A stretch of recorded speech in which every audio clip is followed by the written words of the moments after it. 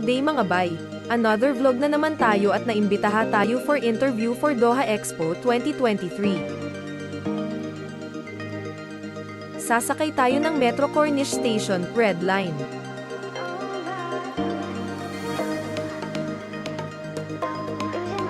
Sa loob ng metro station sundin lang natin ang exit 3 Albida.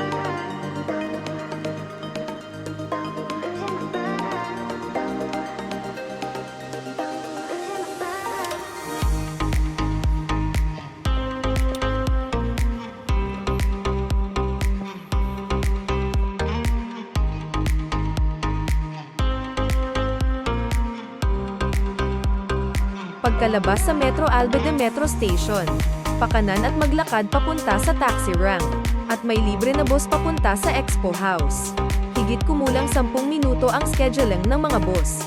Mag-travel lang ng mga 2 hanggang 3 minutes.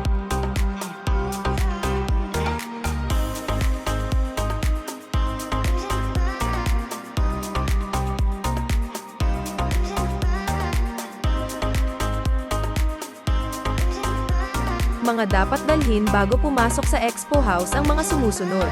1. Invitation email for the interview, hard soft copy. 2. Your Qatar ID 3. Volunteer portal ready at check-in with your volunteer ID number showing. Pagpasok sa Expo House may mga mababait at accommodating na mga support staff at sila na mag-assign kung saan ka cubicle para sa interview. Expo in numbers. One World coming together. An area of 150,000 square meters is reserved for the international participants. 179 days of celebration from October 2, 2023 to March 28, 2024. 1,700,000 square meters of Green Future Expo 2023 Doha, Qatar will be located in Albida Park, in the heart of Doha, a few steps away from Corniche Street situated between West Bay and Doha Port. 3 million worldwide visits are expected to attend Expo 2023 Doha, Qatar.